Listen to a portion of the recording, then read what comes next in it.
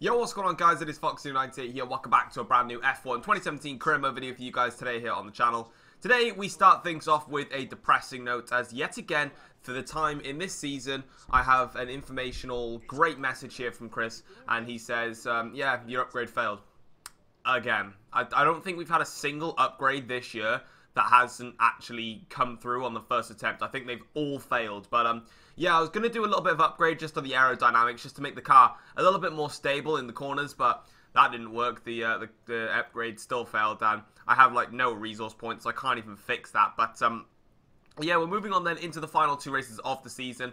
And if my voice sounds weird, I've kind of been sick all weekend, so I've had a great weekend. Hopefully you're having a great festive period, because right now I am not in the mood. I'm not jolly at all. But anyway, yeah, we're moving things on, and we've got two races to go now. If you guys haven't caught up with the last episode, I recommend to go check that out before you watch this one, otherwise it will give away what happened. But we have won the World Drivers' Championship, which means that these final two rounds kind of don't really mean everything to us. However, the Constructors' Championship is still up for grabs, so we still need to put in some strong performances, because of course, if we want to win the Constructors with Red Bull, we need to make sure that we pull the performances out of the bag and have a good race. But also, just a final thing from me, this will be my last season of career mode. I won't be doing another season after this one. I know in F1 2016 I did like 6 seasons of career mode, and this one is only season 3. But I haven't really said anything about it, but I'm doing a very big project for F1, which I want to start a series, which I want to launch in the new year. And in order to do so, I need career mode to end. It will make more sense why when I actually start giving more information about the project. But yeah, this will be my last season. I won't be continuing with career mode after this, because I want to start the new series in the new year, which will basically make full sense as to why this career mode has ended, because they both have some form of relevance. But yeah, I need this one to end in order to continue with the project that I have in mind, and I'm aiming to do bigger and better things, hopefully, on this channel. So I'm taking a risk, but at the end of the day, I'm a risk taker, so we're going to carry on with that. But anyway, into this race weekend, the car was not feeling good, unfortunately. In fact, this was probably yet one of the hardest sessions for me so far. Now, as you can see, we're into short qualifying, and this is my only lap, and it was at the very end of the session, because my first flying lap was just dreadful. I just didn't have any pace at all, and then coming in towards my final run, well, this is my only opportunity I'm going to get, and it isn't going to be the best time here. A 1:08.1 is the fastest lap time, and I was 9/10 of a second shy of that lap time, qualifying only in P6 today for the Brazilian Grand Prix, and it's unfortunate for myself, but yeah, I really didn't have the pace. You can see that it was Hamilton that got pole today, Raikkonen on the front row with Bottas and Vettel, so Ferrari made an upgrade actually, and now very, very close to Mercedes-Benz. You can see it there, but then Red Bull, we're really, really far behind here today. And unfortunately, it's again down to that aerodynamic department. I just didn't have any grip. I didn't have any corner speed at all. So when I was flying into the corners, I was having understeer. Coming out of the corners, the back end just slid out and gave me horrible oversteer, and I just couldn't get on the power early enough as I would have wanted to. And yeah, I knew I was in for a difficult weekend. I'm not gonna lie, you know, I knew this is not gonna be easy, and yeah, we're just gonna have to crack on with it then. So having a look at the race goals, we need to finish in P4, beat Lewis Hamilton and place third in the championship, which is the session goals that the team would like. I probably am not sure about that P4 finish. It's going to be very, very hard today to pick up the P4 finish. But as you can see then, Hamilton lines up on the front. You can see that actually there on your screens. We've got Hamilton, Raikkonen, Bottas, and Vettel. Then the two Red Bulls are myself and Ricciardo. Then we've got Ocon and Perez, Massa, Hulkenberg. And this is sort of basically the stage where all the Williams, the Renaults, the Haas's, the Toro Rossos are all mixed up together. And then come towards the back of the grid, you can see we've got the Saubers and the McLarens, and also Grosjean just chilling there. Obviously didn't quite get the lap in that he would have wanted, so a little bit unfortunate there for Roman. So he's got a lot of work to do today if he's to salvage anything from this Grand Prix. But anyway, moving into these races, it is obviously just a plain one stop. So we'll be coming in at the end of lap 7 and going on to a set of soft tyres, moving ourselves to the end of the race then. And yeah, so this race is pretty much just going to be a bit of fun, really. Just like I have fun smashing into cars on a formation lap. But anyway, we'll go into the grid now here for the Brazilian Grand Prix. We've got 5 red lights here for this Brazilian Grand Prix, and it is lights out. We're going to start the Brazilian Grand Prix. A bit of a slow and sluggish start for us, unfortunately, Not the best getaway, but luckily for us, turn 1 is our best friend, and in towards turn 1 we go. We sort of just make a little bit of tap there, lose the back end slightly. Bottas has gone round somewhere. Apparently we collided with Vettel, which I didn't even touch him as we went towards turn 1. But we've actually got a fantastic run here on Sebastian. Our engine is still faster than that Ferrari engine, and as we make the charge towards turn 4 now, yet again, more hardcore racing between myself and Vettel. We just shoved Vettel wide there on the exit of turn 4. Ricciardo also snatches a position there, so it is now Red Bull 3-4 as Hamilton leads from Raikkonen, and we're now into the podium places. But I don't know if I'm going to be able to catch Hamilton and Raikkonen in this Grand Prix. And on to lap 3 of the Grand Prix, the gap is now 3.8 seconds, so that kind of is out of the window. But at this stage of the race, I was starting to turn into a traditional bus, and I wasn't really getting anywhere. So I've decided I'm going to go to basically plan B. I need to think about the constructors now, because that is still up for grabs. Into turn 1, I decide to let Ricciardo through. I'm not going to fight him. I'm going to leave him alone. And I'm just going to follow him now. I'm not going to do anything with him. Ricciardo was quicker than me, so why don't I just use Ricciardo as a little bit of he can be the leader of the bus now. So yeah, if Ricciardo then ends up pulling away and the rest of the field behind me start fighting, I've given Ricciardo a big enough gap that he should be okay. And on to lap 4, you can see that Ricciardo is now pulling away, and I'm still struggling for pace. So really, at this stage of the race, you know, the constructors is everything, because we haven't wrapped it up fully yet. Mercedes can still take it, and I'm speaking of Mercedes. Here comes Valtteri Bottas from the outside of turn 1, but luckily we just managed to defend that. We go very wide in towards turn 1. That's going to compromise our entire line through this S section, but luckily for ourselves, we just hold it together as we've got Bottas, Vettel, and Sergio Perez all right behind us now. And here comes Valtteri Bottas for yet another attack here, but as we sort of close ourselves in towards turn 4, we just turned in there. I think I might have just turned in and hit Bottas there. I didn't quite manage the gap, like the sort of space that we have between each other.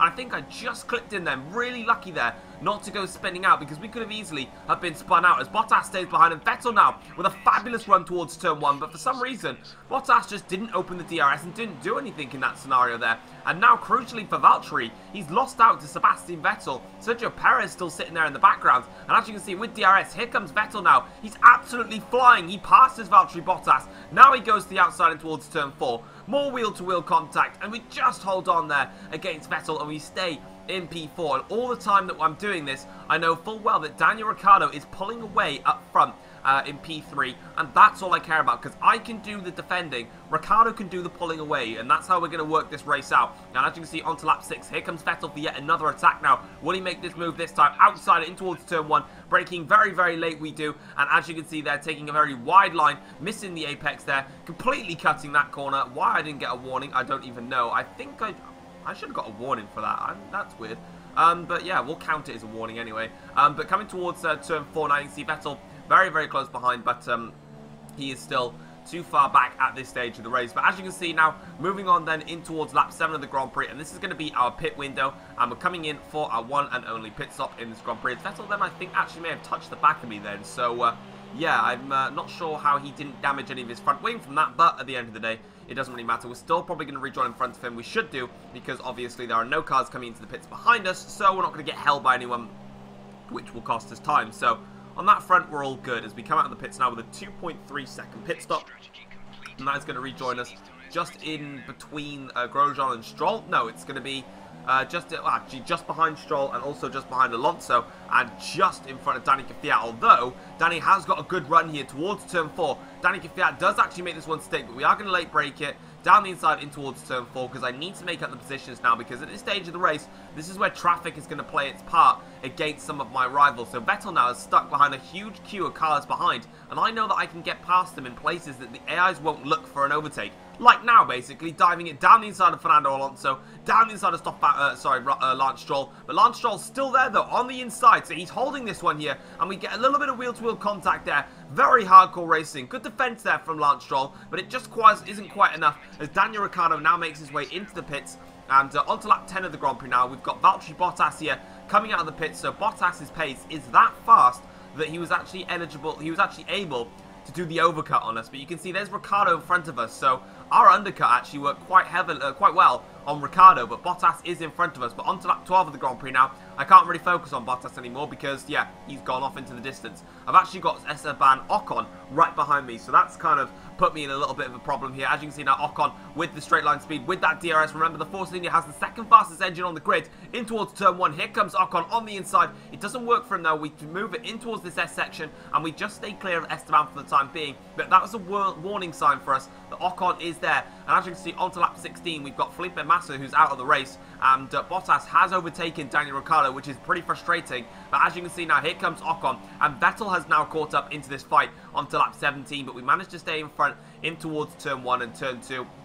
And now we're making our way towards turn 4 now, but you can see Ocon has got a much better run this time around as we put the car into rich mixture. Here comes Esteban Ocon, but we're still going to give him a very, very tight line for this turn 4. And as you can see, we hold the inside line, we've got the apex, we can force them wide on the exit, and we're through, and we're up into, well, we stay P5 in this Grand Prix. And onto the final lap now of the Brazilian Grand Prix. Lewis Hamilton comes across the line to win the Brazilian Grand Prix. So despite the fact that he lost out with for the World Drivers' Championship last time around, he still comes home and takes the race win today. So still has that positivity to come along and do the job for Mercedes-Benz. I believe Kimi Raikkonen is going to finish home in second, Bottas in third, Ricciardo fourth. And as you can see, coming across the line today, it is quite a lonely P5, unfortunately, today. And really, I really didn't have the pace today. It was quite evident to see that the pace wasn't there for me, which was a little bit awkward. I just didn't quite have it. I just didn't quite have anything, really. And yeah, I struggled, to be honest. This was probably the first time that I've struggled this badly since the British Grand Prix. In the British Grand Prix, we were fighting Ricciardo and the two Force Indias, and we were nowhere near the two Ferraris and the two Mercedeses. And that was kind of the same theme today, you know. We were nowhere near Ferrari and Mercedes' pace. We were really kind of nowhere near Force India's pace, really, because they caught up to me as well, and they gave me a good old fight. But, you know, Ricciardo managed to have a good race, though. I knew he was faster. It was literally just me that was struggling here today. And I let Ricciardo through. He got the job done. And, yeah, that's where we stand. So, unfortunately, no Red Bull on the podium today, but that is Formula 1. You know, sometimes you're up on the podium, sometimes you're not. But as you can see, Hamilton celebrates his victory here at the Brazilian Grand Prix. Probably a mutual celebration, as it kind of really doesn't mean absolutely everything in this Drivers' Championship anymore, as we have obviously wrapped that up. But you can see Toto Wolff still pretty impressed with what Mercedes have pulled out the back today. And they were by far the fastest team today, with Raikkonen actually quite close behind. The gap between Hamilton and Raikkonen was only 4/10. They were really close to each other all race long. So, yeah, definitely a strong, positive race for Ferrari, for Raikkonen. Unfortunately for Vettel, he just got held up behind me all race, and I just made his life miserable. But as you can see, having a look at the full race classification then, and what that does mean, though, in terms of all the championship standings, is that Red Bull have now wrapped up the Constructors' Championship. We've secured it today, and as you can see then, you can see that the gap is 45 points in the Constructors' Championship between myself and Lewis Hamilton. Ricciardo moves in front of, I believe that is one of the Force Indias, and also Bottas jumped them as well. In the Constructors' Championship, as we show it in just a second now, the gap is 44 points between myself and Mercedes-Benz, and Mercedes will miss out on the Constructors' Championship, because if Mercedes-Benz scored maximum points in the final round, and me and Ricciardo failed to score a point, they would finish a point behind us, as the maximum points in the Constructors is 43, and we're 44 points clear. So we've now done everything for Red Bull Racing, and now we can just relax in the last race. And as you can see, we've got Jonathan, who you probably guys haven't actually seen in a while, because he does all the invitational events, and I don't really show the invitational events on my channel in the career modes anymore. Kind of really because I just don't really feel like they have any purpose to me. It's just like complete a challenge, you've already done them all, and yeah, I don't know, I just don't really get the satisfaction of doing them, so I always just leave them alone. But yeah, let me know what you think of invitational events. But guys, that is going to be it for my F1 2017 career modes here at the Brazilian Grand Prix. It is the finale in Abu Dhabi, and then hopefully we can get ready to launch the project next year. But guys, hopefully you've enjoyed this video. If you have, feel free to drop it a like if you did so, and if you are new around here as well, feel free to click the subscribe button if you enjoy the content that you do see here on the channel. And yeah, I will see you guys next time. Take care all. Peace.